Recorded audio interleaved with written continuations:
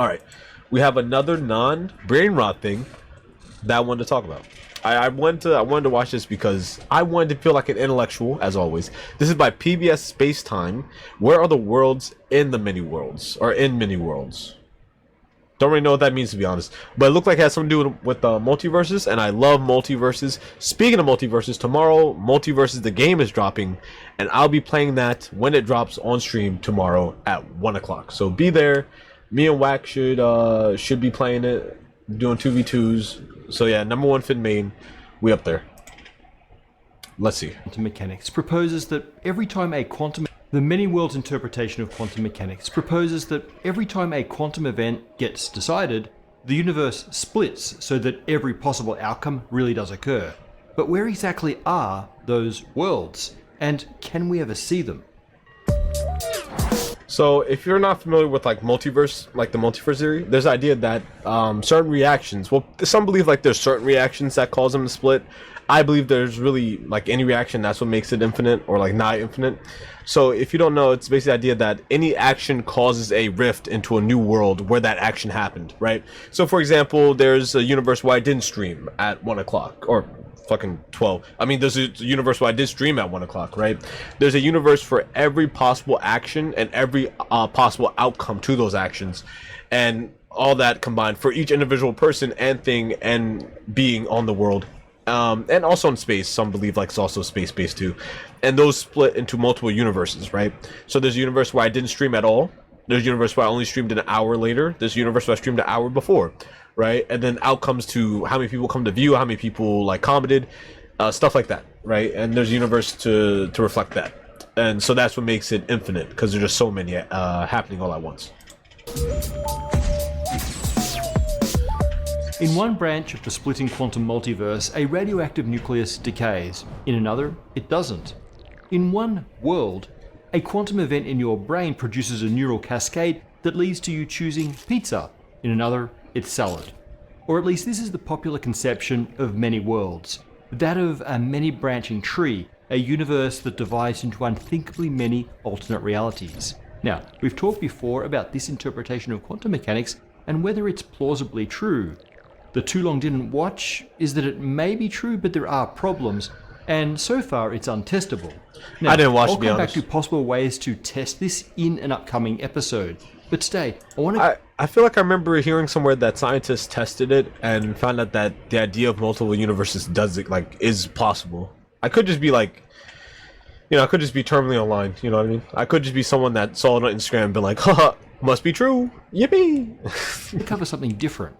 If many worlds is true, where exactly are those worlds? Before we get to worlds, let's think about ponds. C.S. Lewis fans will know that ponds can lead to other worlds, but that's not what I want to talk about, at least not today. I want to talk about ripples. If you drop a pebble into a pond, a series of circular ripples will expand outwards. That pattern will complexify if the ripples are, say, broken by a barrier. It'll be as though two sources of ripples overlap, leading to higher peaks and lower troughs in the process of constructive and destructive interference. Same if the ripples reflect off the edge of the pond or if multiple pebbles are dropped. Here we're seeing the principle of superposition in action. In wave mechanics, this principle tells us that when two waves overlap, their amplitude, in this case the height of the ripple, is the sum of the component waves. But the superposition principle also tells us something much cooler. If we want to know how this complex pattern of overlapping ripples will evolve, we only need to track the individual ripples. Each ripple moves as though it's the only wave on the pond. You can calculate the overlapping pattern at any point in time by calculating the motion of all the ripples separately and then adding them together. And the complexity of the sum has no effect on the motion of the individual. The weirdness of this is clearer if we watch two waves cross each other in one dimension. It is interesting to think about the idea that there has to be like a specific event or some kind of specific action to cause a I guess like a ripple, or to cause a separation to a new universe. Because how would you determine what would be that event? Would it be dependent on how much it affects the world in general, how much it affects the universe, how much it affects people? Because that conversation would be very interesting to have on what outcomes would cause a ripple and what wouldn't. Right? Like like certain tragedies and like some like world tragedies, you would assume that would be a big enough ripple, right? Superpositions, you know what's funny? We do got a Diddy video to watch. I think that's the next one. We do have a Diddy video to watch after this. So hang on, lock in. This complex fluctuation at their collision seems to hold no record of the shapes of the incoming waves, and yet its motion perfectly regenerates those waves, which travel on as though nothing happened. The superposition principle only applies up to a point. If the amplitude of the waves is too high, the principle can break down. But for small ripples on a pond, we could have many separate systems of ripples, each moving around as though the pond is otherwise flat. At the risk of getting technical, the superposition principle holds for any linear system, and I'll say more about that another time. The main point is that this holds approximately 4 familiar waves, up to some amplitude. But the superposition principle seems to always hold for now every time you say superposition, all I can think about is fucking No Diddy. God damn it. the waves that drive quantum mechanics. And the ability for the quantum wave function to coexist and overlap without being affected by that overlap is how we're going to create our many worlds. Okay, we are ready to jump through the pond and to explore some worlds. And by jump through a pond... The fit's hard. I mean, the fit's cool. A little too dark for my liking. I like the shirt. Shirt could go hard. Maybe like if you rock some khakis on that. Maybe some light denim. Could have been a hard fit. Still a hard fit. I mean learn some quantum mechanics. Quantum mechanics is a theory about waves. It tells us that everything in the universe can be described by a wave function. Where a pond ripple is an oscillation in surface height, the wave function is an oscillation in probability, or more accurately, probability density. It represents the shifting distribution of possible results you might get if you were to try to measure a certain property of a quantum system.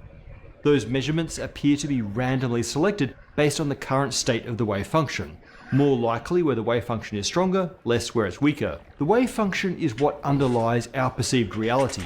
We never see the wave function, we only see measurements. We pluck our reality from this fantastically complex structure.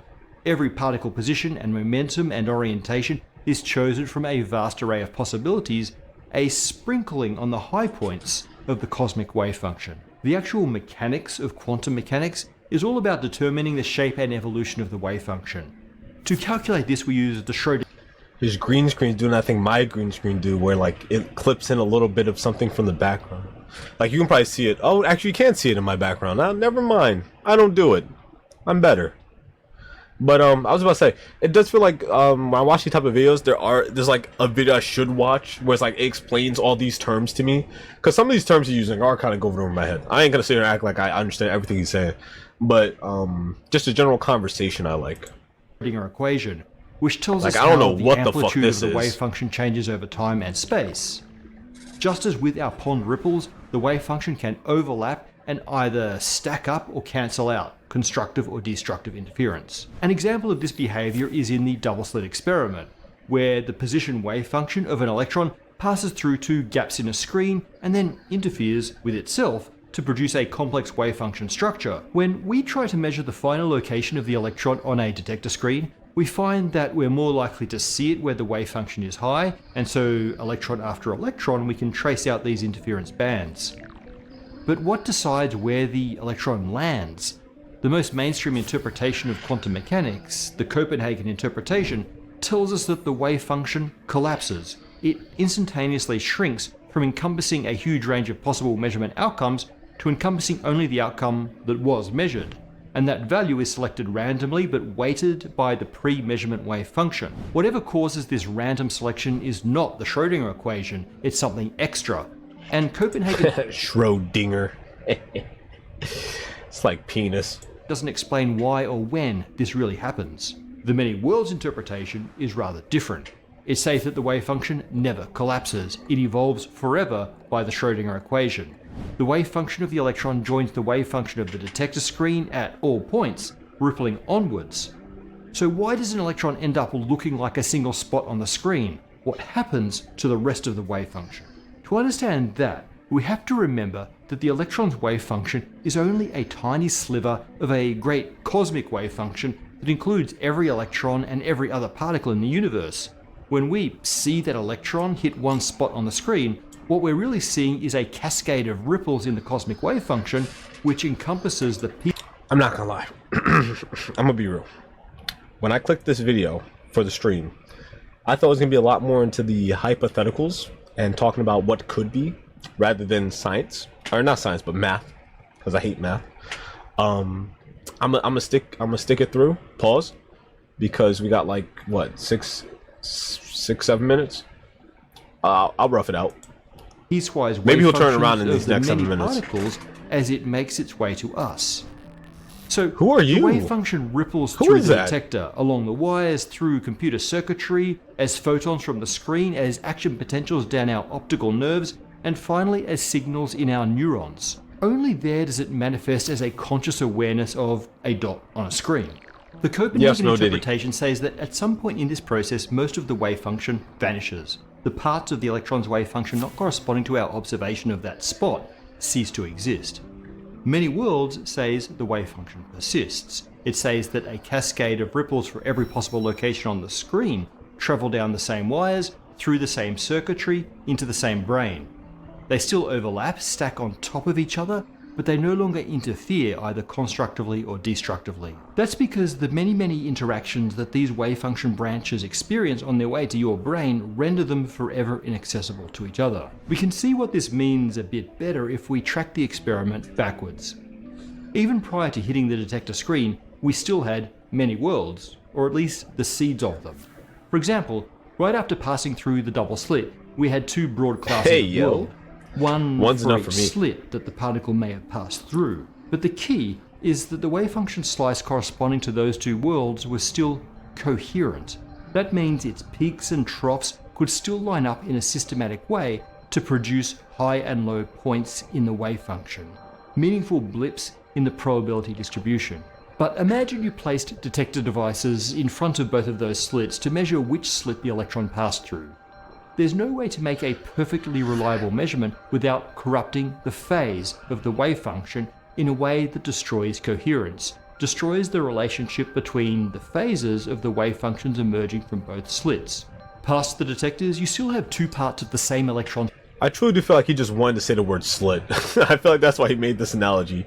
I feel like he just like, I want to say the word slit as many times as I can get out. So you know what? Fuck holes, we're doing this. Wave function. But now, the phase relationship, the correlation between peaks and troughs, is destroyed, and so you don't see an interference pattern. At this point, we may say that the worlds have split, because there may be no way to bring them back into coherence. We've talked about this decoherence before, and it's an increasingly favored explanation for both the splitting in many worlds and the current collapse in Copenhagen. Once decohered, these worlds overlap and move through each other, but they can't add together in interesting ways.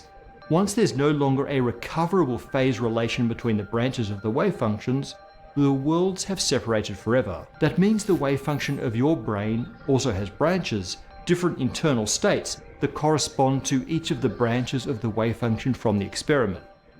But those parts of your brain wave function are out of phase with each other. They match in many ways, including physical location, but there are subtle differences. On one branch, a collection of neurons fired to register a spot on the left. On another branch, a different set of neurons fired, registering a spot on the right. Okay. So, both mental experiences exist simultaneously, but you only experience one, because you are that particular mental experience. Okay, so you've observed the result of the experiment. Different yous have observed all results. Now, let's say you record the results of the experiment by tallying spots on two sheets of paper. One to your left for electrons that hit the left of the screen, one to your right for right-landing electrons. After your visual cortex gets an image of the computer screen, a small slice of your brain's wave function splits in response to the possible results. And the split grows, triggering different decohered responses in your motor cortex. Ultimately, your body's position wave function splits. Why is he back? In one version, you move left. In the other, you move right. To the left, you may bump over your coffee and clean it up, make yourself late. You only just catch your train. you don't find a seat, and so end up standing next to where the you of the other branch sit. Yeah, so this is kind of what I was talking about before, about the possibility of anything happening. If you watch Family Guy, it's like that one episode where where Stewie and Brian cloned themselves and then they went to Las Vegas. It's like that. It's like that on a smaller scale, right? So every action they made and didn't make is now its own universe. And I don't know, maybe you stand next to the love of your life who convinces you to leave research and start a small bed and breakfast in Argentina. Two lives diverge, and worlds are irreconcilably split. But where are they really in relation to each other? Is right-turning you sitting right there on the same train, but out of phase with left-turning you? Well, sort of, in the sense that the position wave functions of the two yous can be mapped to these spatial locations. In that sense, we can think of the different worlds as separate patterns of ripples on the surface of the pond.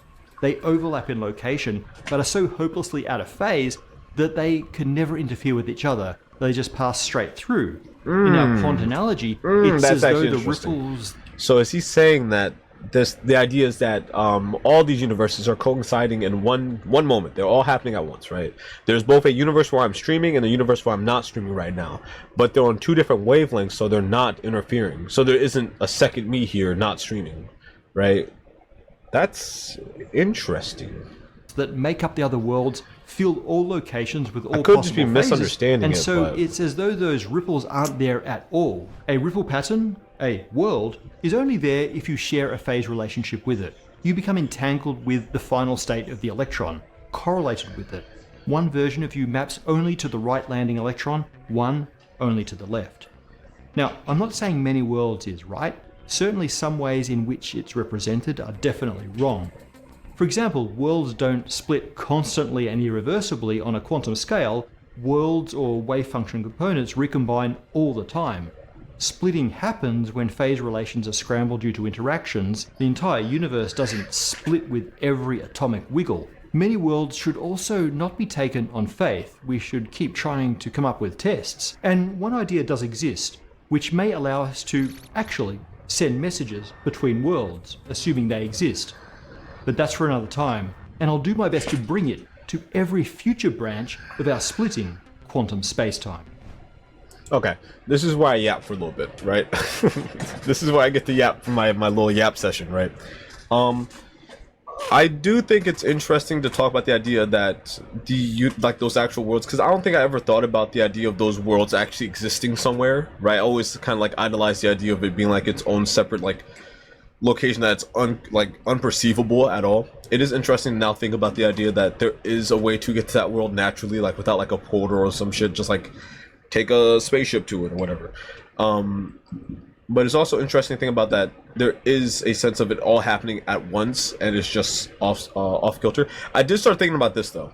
I started thinking about the idea, did I just forget it? No, I just remembered. So the idea that these universes aren't just being like created. And I think there was another video I watched a long time ago. I probably made a video about it where it kind of made me think about this, but it's the idea that it was the one about if we're living in the future as we speak. It made me think about it. It's not specifically about this, but the idea that are these universes being created because of these actions, or are they already existing and like going along? Like, for example, two worlds that are going to change at a certain point are still coexisting and evolving at the same time, and then when that branch happens, it happens. I guess that would have to go into the idea that everything is predetermined, right? Especially for each universe, that means everything would have to be predetermined, because if it wasn't, how would it know what universe would need it to exist? You know what I mean? It's a weird thought. It is something I just thought about now, so it is kind of stupid, or not stupid. It is kind of like something fresh, but that was interesting. I did like that. Now, I didn't have a lot to say about it because I was kind of falling behind mentally, but it was still fun.